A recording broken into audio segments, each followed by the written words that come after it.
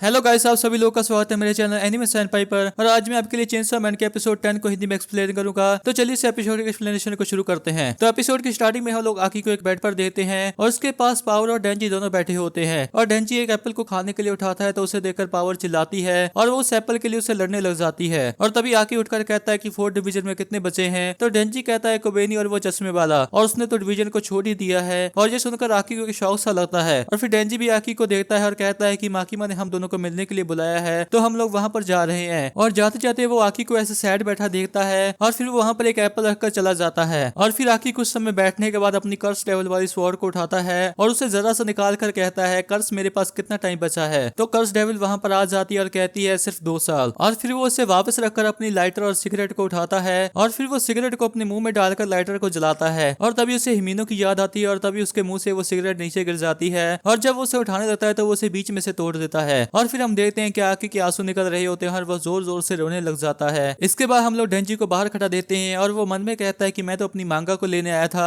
पर ये तो रो रहा है। और फिर वो वहां से जाने लगता है और कहता है खैर इसमें भी उसकी कोई गलती नहीं है कि उसके कितने साथी मारे गए और उसकी पार्टनर हिमेनो भी मारी गई। और तभी उसे हिमेनो के साथ बिताए पल याद आते हैं और वो कहता है आखिर मुझे रोना क्यों नहीं आ रहा। और जब पोचिता मरा था तो मैं बहुत ज्यादा उदास हुआ था, लेकिन अब जब हिमेनो मरी है तो उसके बारे में मुझे कुछ फील क्यों नहीं हो रहा। और वो पहली इंसान थी जो कि मेरी दोस्त बनना चाहती थी। क्या मैं एक खुदगर्ज इंसान बन गया हूँ? और अगर पावर मरी तो क्या मैं रहूंगा? शायद नहीं। और अगर वो भी मरा तो भी नहीं। लेकिन अगर माकीमा मरी तो मुझे लगता है कि मैं ज्यादा से ज्यादा 3 दिन तक उदास रहूंगा, लेकिन मैं फिर से नॉर्मल हो जाऊंगा। और फिर वो अपनी चेस्ट को पकड़ कर कहता है लगता है कि मेरे अंदर का एक इंसान का दिल पूरी तरह से चला गया है और इसलिए मुझे कोई भी दुख फील नहीं हो रहा। और फिर वो एकदम से पावर से कहता है कि खैर छोड़ो, ऐसी सीरियस बातें दिमाग खराब कर देती हैं और चलो हम लोग माकीमा से मिलने चलते हैं। और उसके बाद वो लोग वहां से चले जाते हैं और तभी वहां पर टेंडो और क्रोसे आ जाते हैं और वो लोग आकी के रूम में आते हैं और वहां पर वो रो रहा होता है। तो टेंडो कहती है लगता है कि हमें रुक कर आना चाहिए। तो आकी उनसे पूछता है कि तुम लोग कौन हो? तो वो कहती है कि हम लोग माकीमा के कहने पर क्योटो से यहाँ पर 4th डिवीजन की कोचिंग के लिए आए हैं। तो आकी कहता है क्या कहा कोचिंग? और उसके बाद इंट्रो शुरू हो जाता है। इंट्रो के बाद हम लोग माकीमा, डेंजी और पावर को एक कब्रिस्तान में देते हैं और माकीमा उनसे कहती कि होटल वाले और रेस्टोरेंट वाले हमले से ये साफ हो गया है कि वो लोग सिर्फ डेंजी के ही पीछे हैं और इसलिए मैं 4th डिवीजन को और स्ट्रॉन्ग करना चाहती हूँ, लेकिन ज्यादातर एजेंट्स तो मर चुके हैं। तो डेंजी कहता है क्या आप हमें ट्रेन करेंगी? तो माकीमा कहते हैं कि सॉरी पर मैं बहुत ज्यादा बिजी रहने वाली हूँ, इसलिए मैंने तुम्हारे लिए एक बहुत ही अच्छा टीचर ढूंढा है। और फिर वो लोग एक आदमी के पास रुक जाते हैं जो कि असल में हिमीनो का मास्टर किशिबे होता है और माकीमा कहते हैं कि इनका नाम है। तभी वो उसे रोक देता है और कहता है कि तुम दोनों मेरे सवाल का जवाब दो, जब तुम्हारा साथी मरता है तो तुम्हें कैसा फील होता है? तो डेंजी कहता है कुछ भी नहीं। और पावर कहती है कि वो लोग तो बस मर गए हैं। और फिर किशिबे बोलता है कि क्या तुम्हें बदला चाहिए? तो डेंजी कहता है बिल्कुल भी नहीं, क्योंकि वो चीज बहुत ज्यादा डिप्रेसिंग होती है। और पावर भी कहती है सही कहा। और फिर वो उनसे पूछता है कि तुम लोग किसकी साइड हो? तो डेंजी कहता है जो भी मेरा ख्याल रखे। और पावर कहती है जो कि जीत रहा हो। और फिर वो उनकी ओर मुड़कर कहता है कि तुम लोग को फुल पॉइंट्स मिलते हैं, तुम दोनों एक रेयर प्रजाति हो और ये बहुत ही ज्यादा कमाल की बात है। और फिर वो माकीमा से कहता है कि तुम जा सकती हो और मैं इनकी ट्रेनिंग शुरू कर रहा हूँ। और फिर माकीमा वहां से चली जाती है और वो उन दोनों के कंधों पर हाथ रखकर बोलता है कि मैं 1st डिवीजन का डेविल हंटर हूँ और मुझे शराब, लड़कियां और डेविल्स को मारना पसंद है। और जब लोग मुझे मास्टर या सेंसे कहते हैं तो मुझे बहुत ज्यादा अच्छा लगता है और तुम लोग भी मुझे वही कहोगे। और फिर वो उन दोनों को जोर से हक करने लगता है और तभी हम देखते हैं कि वो उन दोनों को हवा में उठा देता है और उनकी गर्दन को जोर से दबाने लग जाता है। वो दोनों पूरी तरह से झटपटा रहे होते हैं, लेकिन कुछ समय के बाद वो रुक जाते हैं और फिर वो उन्हें छोड़ देता है। और नीचे गिरी पावर कहती है कि मैं हिल भी नहीं पा रही हूँ। तो वो कहता है तुम लोगों का शरीर हम जैसा ही है, तुम लोग भी गर्दन टूटने के बाद हिल नहीं सकते, पर फर्क इतना है कि तुम लोग खून पीकर ठीक हो जाते हो। और फिर वो अपनी जैकेट के अंदर से खून का एक पैकेट निकालता है और उनके मुंह के अंदर डालने लग जाता है। और फिर वो दोनों उठ जाते हैं और डेंजी उससे पूछता है कि ये क्या था? तो वो कहता है माकीमा ने मुझे तुम दोनों को ट्रेन करने के लिए कहा है और पता नहीं क्यों पर गन डेविल तुम्हारे दिल के पीछे है। और पावर उससे पूछती है आखिर तुमने हमें ऐसे क्यों दबाया? तो वो कहता है कि मैंने इंसानों को तो ट्रेन किया है पर डेविल के साथ जी मैं पहली बार कर रहा हूँ और मैं ऐसे कैसे करने वाला था उसके बारे में ही सोच रहा था। और तभी मेरे दिमाग में एक आइडिया आया, मैं सबसे ताकतवर डेविल हंटर हूँ और जो डेविल मुझे हराएगा वो भी जरूर ताकतवर होगा और इसीलिए जब तक तुम लोग मुझे हराने के जितने स्ट्रॉन्ग नहीं हो जाते मैं तुम लोगों का शिकार करता रहूंगा। और ये सुनकर वो दोनों शौक से हो जाते हैं और फिर वो उनसे कहते हैं कि चलो शुरू करते हैं। और फिर वो उनकी ओर आने लगता है। तभी पावर भी अपने ब्लड से एक हैमर बनाकर डेंजी को पकड़ा देती है और वो भी उसकी ओर आते हैं और डेंजी उस पर अटैक करता है, लेकिन वो उससे बच जाता है। और फिर वो अपने कोट से एक नाइफ निकालकर उसकी चेस्ट पर मारता है और जब वो नीचे करने लगता है तो वो उसके चेहरे में नाइफ घुसा देता है। और फिर पावर पीछे से आकर उस पर अटैक करती है, लेकिन वो उसे भी अपना नाइफ मारता है, उसके गले को काट देता है। और वो कहता है लड़का तो अमर है और फील्ड्स तो ज्यादातर अमर ही होते हैं, इसलिए तुम लोगों को मैं जैसे चाहे वैसे मार सकता हूँ। और जब मैं छोटा था तो मैं अपने सारे खिलौनों को तोड़ देता था क्योंकि मैं बहुत ज्यादा स्ट्रॉन्ग था और मुझे ऐसे खिलौने चाहिए थे जो कि टूट ना सके और तुम लोग मेरे वो खिलौने बनोगे और मेरी मदद से तुम लोग बहुत ही ताकतवर बनोगे। और हम देखते हैं कि उन दोनों का खून निकल रहा होता है और वो पूरी तरह से तड़प रहे होते होते हैं। इसके बाद हम लोग आकी को देखते हैं जो कि फॉक्स डेविल को बुलाने की कोशिश करता है, लेकिन वो वहां पर नहीं आती। तो कुरोसे कहता है कि तुमने उसकी ताकत का गलत इस्तेमाल किया, इसीलिए वो बुरा मान गई और वो तुम्हारे लिए कभी नहीं आएगी। और ये स्वॉर्ड कर्स डेविल है ना, तुम इसे और कितनी बार यूज कर सकते हो। तो आकी कहता है कोचिंग से तुम्हारा ये मतलब था। तो टेंटो कहती है कि हम यहाँ पर स्पेशल डिवीजन के मेंबर्स के लिए जॉब कंसल्टेशन देने आए हैं। और ये सुनने में रूड लग सकता है, पर क्या तुम अभी भी यहाँ पर रहना चाहते हो? तुम्हारा एक साथी तो पहले ही छोड़कर जा चुका है। और कुरोसे कहता है कि अगर तुम यहाँ पर रहना चाहते हो तो तुम्हें कुछ बलिदान देने पड़ेंगे। तो आकी कहता है कैसे बलिदान? तो टेंटो कहती है अगर तुम्हें सच में मदद करनी है तो तुम्हें बहुत ताकतवर डेविल्स के साथ कॉन्ट्रैक्ट करने होंगे। और कुरोसे कहता है कि तुम पब्लिक सेफ्टी को छोड़कर ऐश की जिंदगी जी सकते हो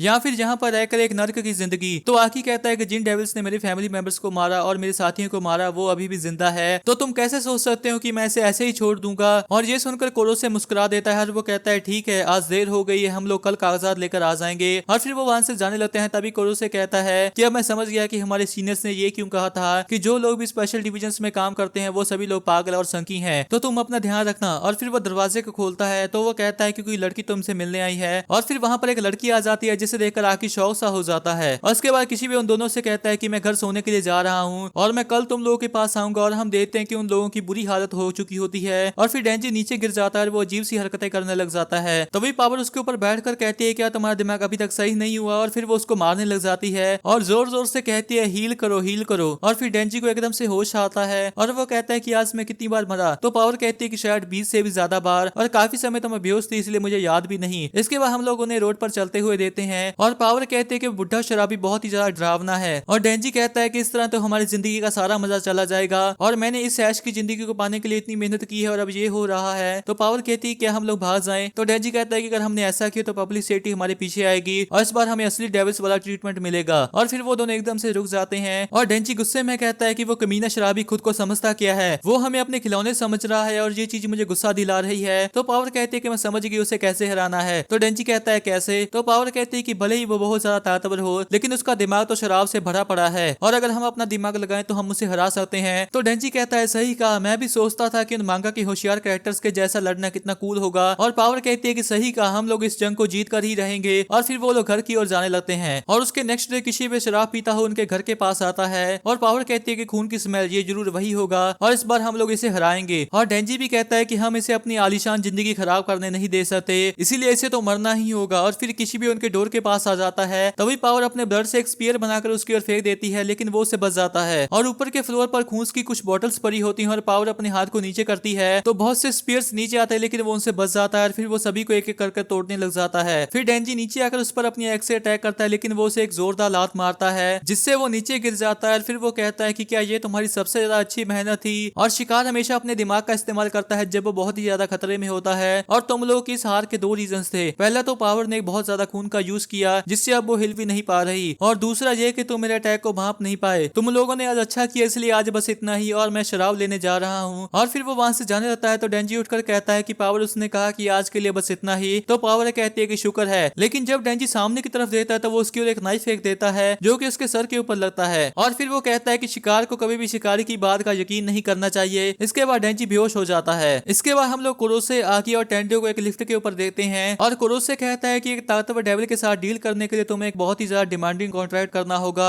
और मैं ये सब कुछ तुम्हें डराने के लिए नहीं बोल रहा हूँ। और फिर टेंटो कहती है कि जब तुम फिर से काम पर लगोगे तो तुम एक शेर के पिंजरे में जाओगे और वहां पर तुम्हें खुद की रक्षा करने के लिए एक ताकतवर हथियार की जरूरत होगी। और फिर वो लोग एक ऐसी जगह पर आ जाते हैं जो कि एक जेल की जैसी होती है और कुरोसे कहता है कि ये वो जगह है जहाँ पर पब्लिक सेफ्टी के द्वारा जिंदा पकड़े गए डेविल्स रखे गए हैं और चलो तुम्हारे लिए यहाँ पर एक अच्छा सा हथियार ढूंढते हैं। और फिर चलते चलते कुरोसे उससे कहता है कि वैसे एक बात पूछूं, क्या वो कल वाली क्यूट लड़की तुम्हारी गर्लफ्रेंड थी? तो आकी कहता है कि वो मेरे पार्टनर की छोटी बहन थी। तो कुरोसे कहता है कि क्या उसने तुम्हें मारा और गालियां दी? तो आकी कहता है कि उसने मुझे एक लेटर दिया। इसके बाद हम लोग फ्लैशबैक का सीन देखते हैं जहाँ पर हिमेनो की बहन आकी से कहती है कि ये लेटर मेरी बहन ने मुझे भेजे थे और अब मैं ये तुम्हें दे रही हूँ। और फिर आकी उन्हें खोलता है और उसके अंदर लिखा होता है कि मेरी चिंता मत करो, इस जॉब से अच्छे पैसे मिलते हैं और तुम बस डैड का ध्यान रखना। और फिर वो एकदम से शौक सा हो जाता है क्योंकि उसमें आगे लिखा होता है कि पब्लिक सेफ्टी में रहना अब सुरक्षित नहीं है और मैं प्राइवेट सेक्टर जाने की सोच रही हूँ। और मैंने आकी को भी मनाने की कोशिश की थी पर वो नहीं माना। इसके बाद प्रेजेंट टाइम में वो लोग दरवाजे के सामने आ जाते हैं और कुरोसे कहता है कि इसके अंदर जो डेविल है तुम्हें उसके साथ कॉन्ट्रैक्ट करना होगा और ये फ्यूचर डेविल है और पब्लिक सेफ्टी में सिर्फ दो लोग ही इसके साथ कॉन्ट्रैक्ट कर पाए हैं, एक ने अपनी आधी जिंदगी दी और दूसरे ने अपनी आंखें। और फिर वो उसके अंदर एक पासवर्ड डालकर उसे अनलॉक करने लग जाता है और अनलॉक कर कहता है कि उम्मीद है कि वो तुम्हें पसंद करेगा और तुम एक सौदा कर पाओगे। और फिर वो दरवाजा खुल जाता है और आकी उसके अंदर चला जाता है और फिर वो लोग उस डोर को बंद कर देते हैं और हम देखते हैं कि आकी के सामने एक बड़ी सी आंख होती है और इसी के साथ जो एपिसोड एंड हो जाता है। इसका अगला एपिसोड आज रात को रिलीज होने वाला है, तो इसकी एक्सप्लेनेशन वाली वीडियो मैं कल शाम तक या परसों तक डाल दूंगा। और अगर आप उसे मिस नहीं करना चाहते तो इस चैनल को जरूर सब्सक्राइब कर लें। और अगर आपको ये एक्सप्लेनेशन अच्छी लगी तो इस वीडियो को एक लाइक कर दे और नीचे कमेंट भी जरूर कर दें। तो मिलते हैं एक और एक्सप्लेनेशन वीडियो के साथ, तब तक के लिए टाटा बाय बाय।